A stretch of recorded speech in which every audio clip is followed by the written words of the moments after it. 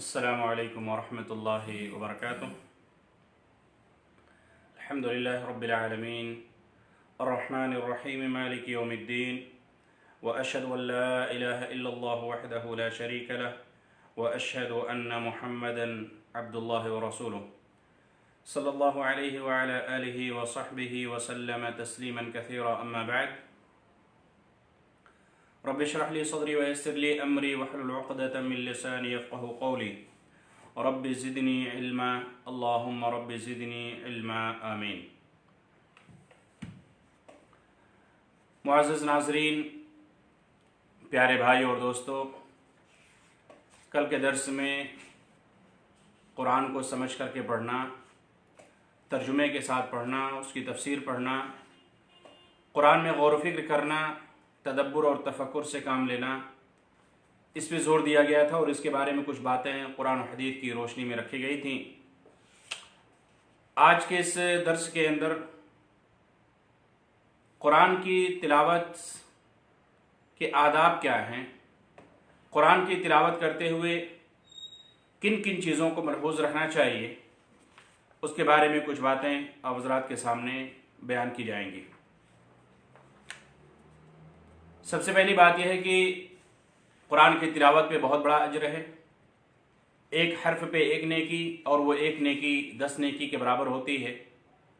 الف لام میم پڑھنے سے اللہ تعالیٰ 30 نیکیاں عطا فرماتا ہے۔ یہ سب ساری چیزیں اپنی جگہ ہیں اور اس کے بارے میں بیانات ہو چکے ہیں، لیکن آج کا جو درس ہے وہ یہ ہے کہ تلاوت قرآن کے آداب کیا کیا ہیں، قرآن پڑھتے ہوئے ہمیں کن کن چیزوں کا خیال کرنا چاہیے۔ تو سب سے پہلی بات یہ ہے کہ قرآن پڑھتے ہوئے انسان کو اپنی نیت درست کرنی چاہیے، انسان کو مخلص ہونا چاہیے، اس لیے کہ قرآن کی تلاوت بھی یہ ایک عظیم نعمت ہے۔ قرآن کی تلاوت یہ بھی ایک بہت بڑی عظیم نعمت ہے اور بہت بڑی عبادت ہے، اس لیے اس عبادت کے لیے بھی نیت درست ہونی چاہیے، انسان مخلص ہونا چاہیے۔ فَادْعُوا اللَّهَ مُخْلِصِينَ لَهُ الدِّينَ، کہ اللہ کو پکارا پورے اخلاص کے ساتھ، یکسو ہو کر، دین کو اس کی طرف یکسو ہو کر کے۔ اسی طریقے سے اللہ تعالیٰ نے بیان فرمایا فَاعْبُدِ اللَّهَ مُخْلِصًا لَهُ الدِّينَ، تو اخلاص پہ قرآن مجید کے اندر یا حدیث کے اندر بہت زیادہ زور دیا گیا ہے، اس لیے یہ بھی ایک عبادت ہے، اور اس عبادت کے اندر بھی کیا ہونا چاہیے، انسان کو مخلص ہونا چاہیے کہ جو تلاوت وہ کر رہا ہے وہ صرف اللہ کی رضا کے لیے ہے، اس کا اجر و ثواب جو وہ طلب کر رہا ہے وہ اللہ سے جو مرنے کے بعد انشاءاللہ اس کو ملے گا۔ دنیا کے اندر کوئی اور مقصد نہ ہو، ریاکاری نہ ہو، شہرت طلبی نہ ہو، یا اسی طریقے سے جیسا کہ بہت سارے لوگ کرتے ہیں کہ جہاں پہ اجتماعی تلاوتیں ہوتی ہیں، مثال کے طور پہ قرآن خوانی لوگ کرتے ہیں، وہ کرنا درست نہیں ہے، لیکن وہاں پہ بھی قرآن مجید کی طلبہ وغیرہ تلاوت کرتے ہیں، جو اسٹوڈنٹ وغیرہ مدارس سے بلائے جاتے ہیں، تو وہ لوگ کیا کرتے ہیں، تھوڑا قرآن پڑھتے ہیں اور جب وہاں پہ نام لکھواتے ہیں تو بہت زیادہ، 3 پارہ پڑھے 10 پارے لکھوا دیے، 5 پارہ پڑھے 10 پارے لکھوا دیے۔ تو یہ سب ساری چیزیں کیا ہے، ریاکاری کے اندر داخل ہے، دکھاوا ہے۔ اس لیے قرآن مجید کی تلاوت میں بھی ریاکاری اور دکھاوے سے انسان کو کیا کرنا چاہیے، بچنا چاہیے۔ اللہ نبی صلی اللہ علیہ وسلم نے ارشاد فرمایا اقرؤوا القرآن وابتغوا به وجه اللہ عز وجل من قبل ان یأتی قوم یقیمونہ اقامۃ القدر، کہ قرآن پڑھو اور بدلہ اجر کس سے طلب کرو، اللہ تعالیٰ کے لیے، یعنی اللہ تعالیٰ کی خوشنودی کے لیے، اللہ کی رضا کے لیے، اللہ کی خوشنودی حاصل کرنے کے لیے قرآن مجید کی تلاوت کرو۔ اس سے پہلے کہ کچھ قومیں آئیں گی جو تلاوت کریں گے اور وہ جلدی اجر طلب کریں گی، یعنی دنیا میں اجر طلب کریں گے، یعنی دنیا کے لیے تلاوت کریں گے، جبکہ ان کو کوئی فائدہ حاصل ہونے والا نہیں ہے۔ اس لیے تلاوت کریں تو صرف اللہ کی رضا کے لیے، اللہ کو خوش کرنے کے لیے، اجر اگر طلب کریں تو صرف اللہ کی ذات سے اور کسی سے کوئی مقصد نہ ہو۔ اسی طریقے سے تلاوت قرآن کے آداب میں سے یہ ہے کہ انسان جب تلاوت کرے تو پھر کیا کرے، انسان تلاوت کرے تو پورے حاضر، یعنی دل سے بالکل حاضر ہو، دماغ اور دل سے بالکل حاضر ہو۔ جو بھی آپ پڑھ رہے ہو، ایسا نہ ہو کہ زبان ہماری چل رہی ہے لیکن ہمارا دل کہیں اور ہے، ہمارا دماغ کہیں اور ہے، ہماری زبان حرکت میں ہے لیکن ہم سوچ کہیں اور رہے نہیں۔ جب بھی انسان تلاوت کرے تو پورے غور و فکر کر کے اور اس جو پڑھ رہا ہے اس کو سمجھ کر، جیسا کہ اس کے پہلے میں نے بیان کیا تھا کہ سمجھ کر پڑھنے کی کوشش کرے، ایسا نہ ہو کہ جلدی جلدی پڑھے، جیسا کہ بعض دفعہ ہوتا ہے کہ انسان پڑھ رہا ہے کچھ اور لیکن وہ پڑھتے ہوئے کہاں چلا گیا، کس دنیا میں چلا گیا، کہاں کھو گیا، کچھ اس کو احساس نہیں ہوتا ہے۔ اس لیے جب بھی انسان پڑھے تو پورے استحضار قلب کے ساتھ دل و دماغ کو حاضر کر کے جو پڑھ رہا ہے اس میں جو بھی اللہ کا کلام ہے اس میں غور و فکر کرے، ادھر ادھر اپنے ذہن کو منتشر نہ کرے۔ اگر ذہن منتشر کرے گا تو ظاہر سی بات ہے پھر یعنی تلاوت کا جو مزہ ہے وہ مزہ کیا ہوگا، وہ فوت ہو جائے گا۔ اس لیے جب بھی تلاوت کرے تو پورے حضور قلب کے ساتھ دل و دماغ کو حاضر کر کے تلاوت کرے، تاکہ تلاوت کا جو مزہ ہے، جو لطف ہے، جو اس کی مٹھاس ہے، وہ اس کو مل سکے۔ اسی طریقے سے قرآن مجید کے آداب میں یا تلاوت قرآن کے آداب میں سے یہ ہے کہ انسان جب اس کو پڑھے تو کوشش یہ یعنی طہارت پہ پڑھے، ایسا نہ ہو کہ انسان نجس ہو یا جنبی ہو، تو پھر ایسی صورت میں قرآن مجید کی تلاوت کرے۔ کوشش یہ کرے کہ انسان کیا ہے، طہارت کی حالت میں قرآن مجید کی تلاوت کرے، اس لیے کہ قرآن اللہ کا کلام ہے، اس کی تعظیم کرنا، اس کا ادب کرنا بہت ہی ضروری ہے۔ اس لیے بہتر یہ ہے کہ انسان اگر جنبی ہے یا طاہر اور پاک نہیں ہے تو قرآن مجید کی تلاوت یعنی جنبی ہے تو قرآن مجید کی تلاوت کرنے سے احتراز کرے، بچے، جیسا کہ شیخ ابن عثیمین رحمۃ اللہ نے لکھا ہے۔ بلکہ اس کو چاہیے کہ وہ اگر پانی مل رہا ہے تو پانی سے غسل کر لے، اگر نہیں تو تیمم کر لے، اس کے بعد پاکی حاصل کرنے کے بعد کیا کرے، تلاوت قرآن کرے۔ یا اگر نہیں تو قرآن کی جو دیگر دعائیں ہیں ان دعاؤں کو یعنی پڑھ سکتا ہے، جیسا کہ شیخ ابن عثیمین رحمۃ اللہ علیہ نے اپنی اس کتاب مجالس شہر رمضان کے اندر لکھا ہے، جیسے لا الہ الا انت سبحانک انی کنت من الظالمین، اسی طریقے سے ربنا لا تزغ قلوبنا بعد اذ ہدیتنا وہب لنا من لدنک رحمہ انک انت الوہاب۔ اسی طریقے سے قرآن کے تلاوت کے آداب میں سے یہ ہے کہ انسان ایسی جگہ پر قرآن نہ پڑھے جہاں پہ گندگی ہو، یا اسی طریقے سے جہاں پہ قرآن کی تلاوت کے ساتھ بے حرمتی کی جا رہی ہو۔ مثلا قرآن کی تلاوت کوئی سننے والا نہ ہو، مثال کے طور پہ آپ مارکیٹ میں یا جہاں پہ بہت زیادہ شور و گل ہو رہا ہے آپ وہاں پہ قرآن مجید کی تلاوت کرنا شروع کر دیں، اور جب کو آپ کو معلوم ہے کہ کوئی وہاں پہ سننے والا نہیں، کوئی سن نہیں رہا، کوئی آپ کی طرف دھیان کیندرت نہیں کر رہا ہے، لوگوں کی توجہ آپ کی طرف نہیں ہے، پھر بھی اگر آپ وہاں پہ بلند آواز سے قرآن تلاوت کریں گے تو ظاہر سی بات ہے قرآن کی بے حرمتی ہوگی، اللہ کے کلام کی بے حرمتی ہوگی، اس کی اہانت ہوگی۔ اس لیے ایسی جگہوں پر بلند آواز سے یا قرآن یا اسی طریقے سے پیشاب و پائخانہ کرنے کی جگہ پر پیشاب و پائخانہ یا اسی طریقے سے لیٹرنگ میں، باتھ روم وغیرہ میں، واش روم میں، ایسی جگہوں پر قرآن مجید کی تلاوت سے بچنا چاہیے، اس لیے کہ سب ایسی جگہیں ہیں جہاں پہ قرآن مجید کی تلاوت کرنا مناسب نہیں ہے، اس لیے ایسی جگہوں پہ قرآن مجید تلاوت کرنے سے بچنا چاہیے۔ اسی طریقے سے قرآن مجید کی تلاوت کے آداب میں سے یہ ہے کہ قرآن پڑھنے سے پہلے کیا کرنا چاہیے، اعوذ باللہ من الشیطان الرجیم پڑھنا چاہیے، شیطان سے اللہ کی پناہ طلب کرنی چاہیے، شیطان سے اللہ کی پناہ طلب کرنی چاہیے، اعوذ باللہ من الشیطان الرجیم پڑھنا چاہیے۔ اللہ تعالیٰ کا بیان ہے فَإِذَا قَرَأْتَ الْقُرْآنَ فَاسْتَعِذْ بِاللَّهِ مِنَ الشَّيْطَانِ الرَّجِيمِ کہ جب تم قرآن پڑھنے لگو تو اعوذ باللہ پڑھ لیا کرو، اعوذ باللہ من الشیطان الرجیم پڑھ لیا کرو۔ اس سے کیا ہوتا ہے، انسان اللہ کے حفظ و امان میں چلا جاتا ہے، اللہ تعالیٰ اس کو شیطان کے مکر و فریب سے محفوظ رکھتا ہے۔ اور اعوذ باللہ پڑھنے کے بعد کیا کرنا چاہیے، بسم اللہ پڑھنا چاہیے، اعوذ باللہ پڑھنے کے بعد بسم اللہ پڑھنا چاہیے۔ لیکن بسم اللہ پڑھنے میں یہ دھیان رہے کہ اگر آپ شروع سورت سے پڑھ رہے ہیں تو پھر آپ بسم اللہ پڑھیں گے، اگر آپ 20 سورت سے کہیں سے شروع کر رہے ہیں تو اعوذ باللہ پڑھ کر آپ شروع کر دیں گے۔ اعوذ باللہ پڑھنے کے بعد آپ کو بسم اللہ کرنے کی ضرورت نہیں ہے اگر آپ 20 سورت سے پڑھ رہے ہیں۔ ہاں اگر شروع مثال کے طور پہ آپ سورہ فاتحہ ہر رکعت کے اندر پڑھ رہے ہیں، اسی طریقے سے آپ ہر رکعت کے اندر سورہ فاتحہ پڑھ رہے ہیں تو پھر ایسی صورت میں کیا ہے، آپ کو ہر رکعت میں بسم اللہ پڑھنا چاہیے۔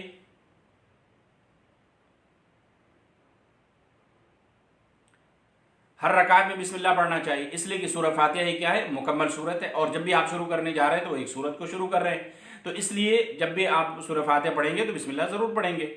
تو اس لیے اگر آپ 20 سورت مثال کے طور پر سورہ بقرہ کے آپ نے ایک چند آیت پڑھ لیے، پھر آپ دوسری رکعت میں اسی سورت سے کچھ پڑھنا چاہتے ہیں تو پھر آپ کو بسم اللہ کہنے کی ضرورت نہیں ہے، آپ اعوذ باللہ کرنے کے بعد آپ 20 سورت سے آپ پڑھ لیں۔ یہاں پہ خیال ہے کہ سورہ توبہ کے شروع میں کیا ہے، بسم اللہ نہیں لکھا ہوا، سورہ توبہ کے شروع میں بسم اللہ نہیں لکھا ہوا ہے۔ اب اس کے بہت ساری وجہ علماء کرام نے بیان فرمائی ہیں، ان میں سے ایک وجہ شیخ نے یہاں پہ ذکر کیا ہے کہ صحابہ کرام کو یہ اشکال ہوا کہ شاید یہ بھی سورہ توبہ بھی سورہ انفال کا جز ہے، یعنی سورہ توبہ بھی سورہ انفال کے حصے سے ہے، چونکہ اس کے پہلے جو سورت ہے وہ سورت کا نام سورہ انفال ہے، تو اس لیے بیچ میں سورہ یعنی بسم اللہ لکھنا کیا ہے، بسم اللہ نہیں لکھا گیا۔ اور بعض علماء نے کچھ اور توجیحات بیان کیے ہیں، خلاصہ یہ ہے کہ بسم اللہ وہاں پہ نہیں لکھا ہوا ہے، اس لیے بسم اللہ سورہ توبہ کے شروع میں نہیں پڑھنا چاہیے۔ آدمی پڑھ رہا ہے سورہ انفال سے شروع کرتے ہوئے اسے پڑھتا چلا جائے، یا صرف اعوذ باللہ پڑھ کے اس کے بعد سورہ بقرہ سورہ توبہ پڑھنا شروع کر دے۔ اسی طریقے سے قرآن کی تلاوت کے آداب میں سے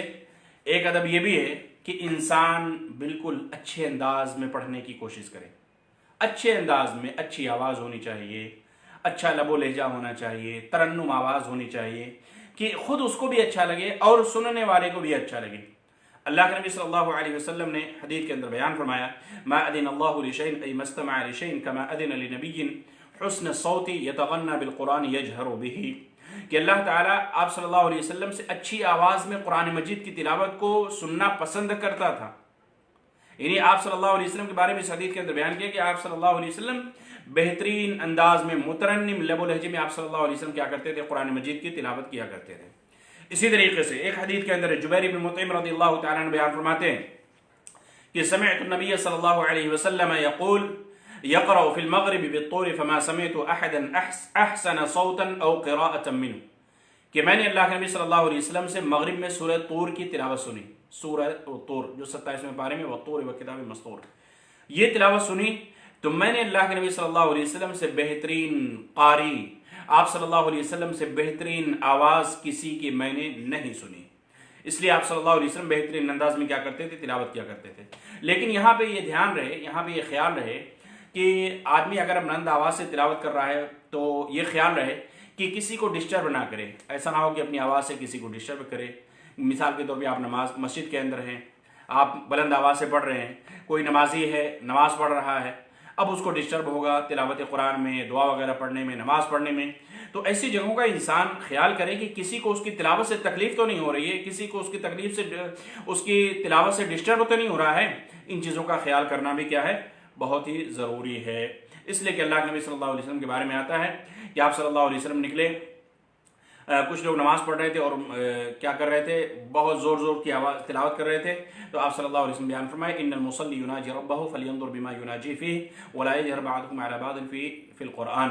کہ آپ صلی اللہ علیہ وسلم کچھ لوگوں نے دیکھا کہ وہ جو ہے نماز پڑھ رہے ہیں، بہت زور زور سے تلاوت کر رہے ہیں، تو آپ صلی اللہ علیہ وسلم کہا کہ ہر آدمی اپنے رب سے ہم کلام ہو رہا ہے اور آہستہ بات کرے، پست آواز میں بات کرے، اور تم میں سے بعض کو تکلیف نہ دے بلند آواز کے ذریعے سے۔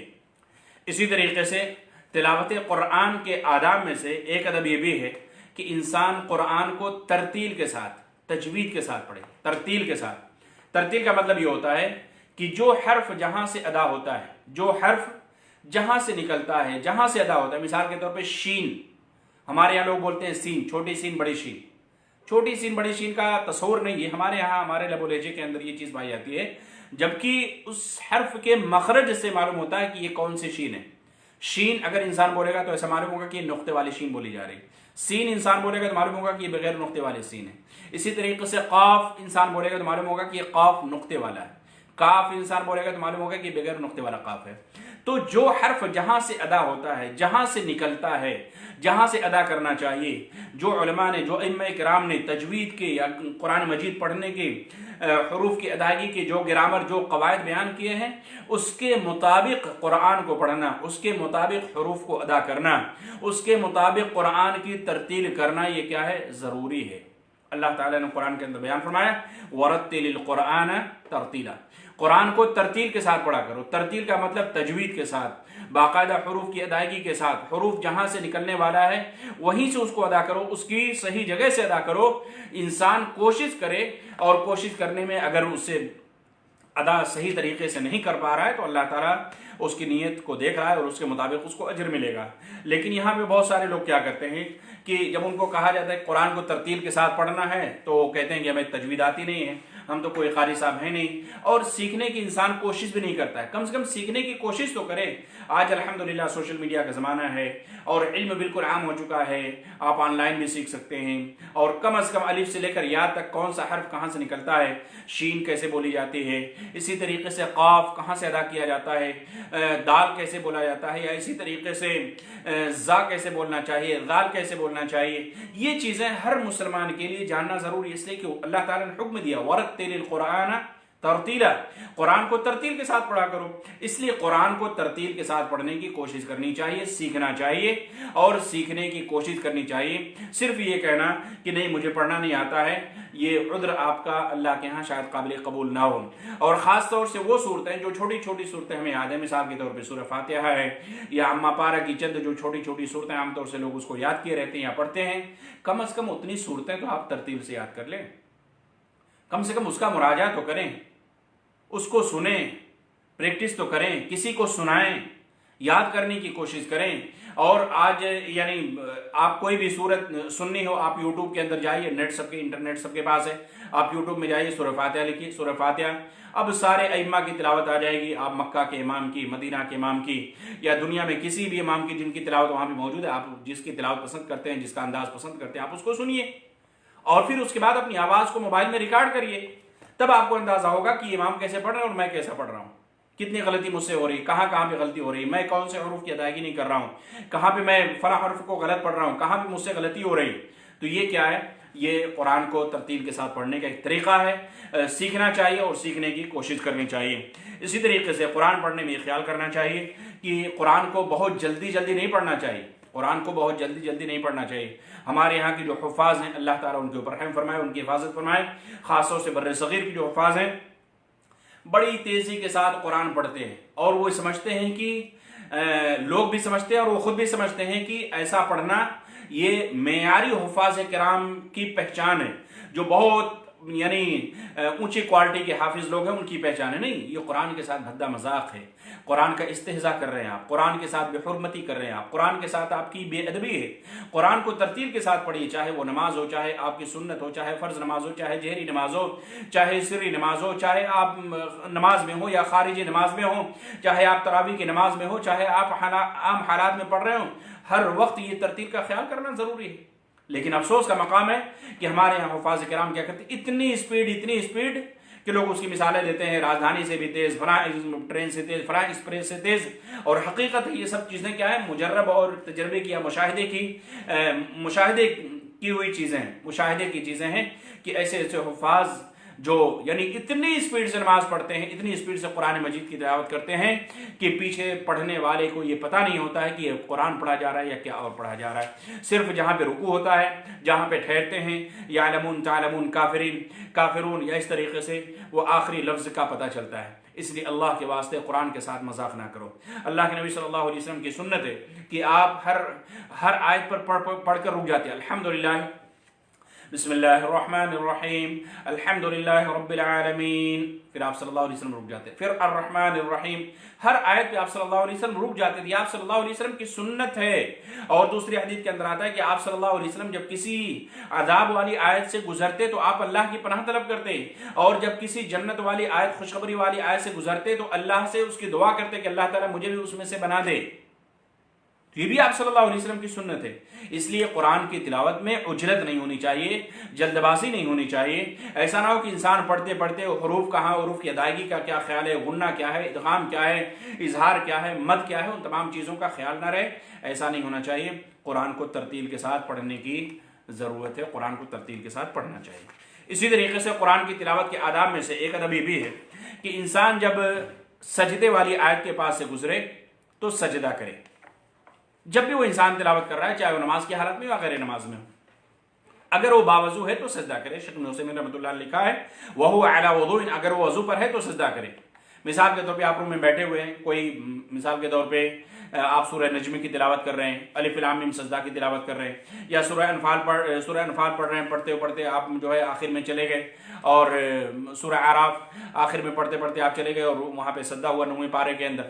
تو پھر ایسی صورت میں سجدہ تلاوت کرنا مسنون ہے، سنت مؤکدہ ہے۔ اگر انسان باوضو ہے تو وہیں پر کیا کرے؟ अल्लाह अकबर कह के हाथ नहीं उठाना है, सिर्फ क्या कहे अल्लाह अकबर कहे और सजदे में चला जाए। एक सजदा, सजदा तिलावत क्या है, एक सजदा, अल्लाह अकबर कह के सजदे में जाए और दुआ पढ़े। सजदा वजहिया लिल्लज़ी खलक़हु व सव्वरहु व शक़्क़ समअहु व बसरहु बिहौलिहि व क़ुव्वतिहि फ़तबारकल्लाहु अहसनुल ख़ालिक़ीन। ये दुआ अगर याद है पढ़िए, नहीं याद है याद करने की कोशिश कीजिए, और अगर नहीं याद है तो फिर ऐसी सूरत में क्या है, आप सुबहान रब्बियल आला सजदे की जो दुआ है वही पढ़ लें। और फिर सजदा करते वक्त आपको तकबीर नहीं करनी, सलाम नहीं फेरना है, तकबीर नहीं करनी, सलाम नहीं फेरना। एक सजदा सजदे तिलावत है और ये सुन्नत मुअक्कदा है। चाहे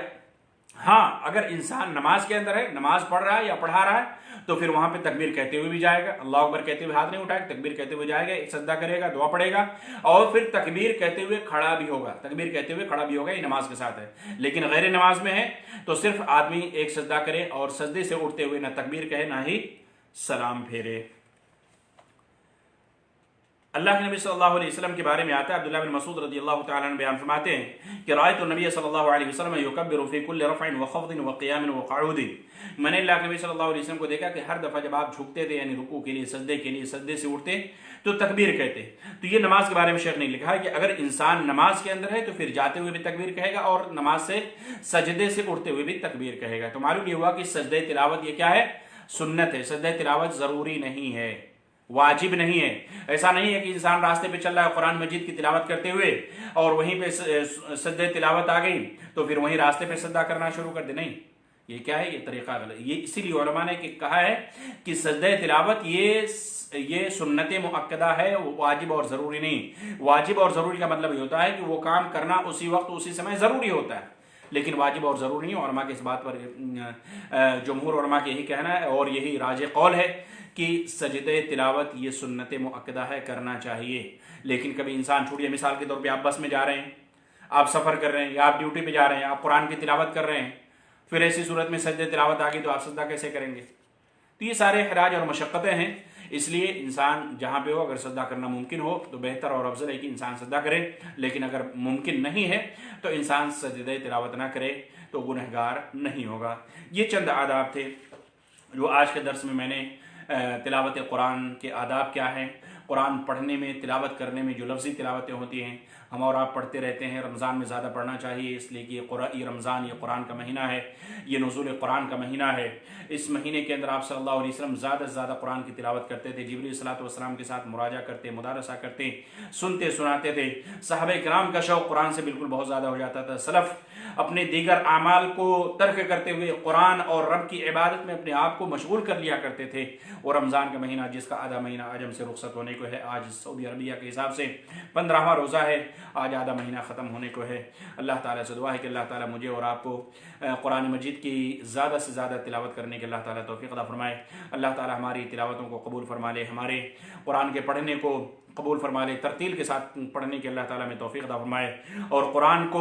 तदब्बुर, तफक्कुर और फ़िक्र के साथ अल्लाह ताला मुझे और आपको पढ़ने की तौफ़ीक़ अता फरमाए। अल्लाह ताला हमारी इबादतों को कबूल फरमा ले, हमारे नेक अमाल को कबूल फरमा ले, हमारी नमाज़ों को कबूल फरमा ले, हमारे रोज़े को कबूल फरमा ले और इन तमाम इबादतों को अल्लाह ताला हमारे लिए निजात का ज़रिया बनाए और इन तमाम इबादतों के अंदर अल्लाह ताला हमें मुखलिस बनाए, हमारी अपनी नीयतों की इस्लाह करने की अल्लाह ताला हमें तौफ़ीक़ अता फरमाए। अल्लाह ताला में रियाकारी, शोहरत, दुनिया तलबी, हिर्स, इन तमाम चीज़ों से अल्लाह ताला महफूज रखे। अल्लाह ताला मुझे और आपको कहने सुनने से ज़्यादा अमल करने की तौफ़ीक़ अता फरमाए। आमीन सुम्मा आमीन। वसल्लल्लाहु तआला अला नबिय्यिना मुहम्मद व अला आलिहि व सहबिहि अजमईन। वस्सलामु अलैकुम व रहमतुल्लाहि व बरकातुहू। अगर वीडियोज़ आपको पसंद आई हों, अच्छी लगी हों, आपने सुना है, आप दोस्तों तक भी पहुँचाएँ, दूसरों की भी इस्लाह का सबब बने, दूसरों तक भी दीन की दावत पहुँचाने का ज़रिया और कारण बने। अल्लाह ताला आपको तौफ़ीक़ दे। शुक्रिया। वस्सलामु अलैकुम व रहमतुल्लाहि व बरकातुहू।